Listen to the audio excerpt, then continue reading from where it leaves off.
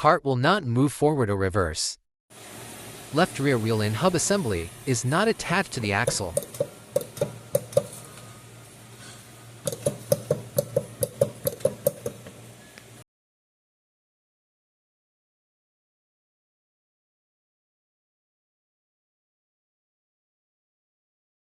Axle splines are okay.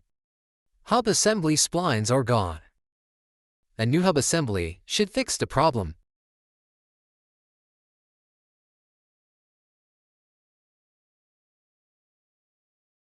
New hub assembly is installed.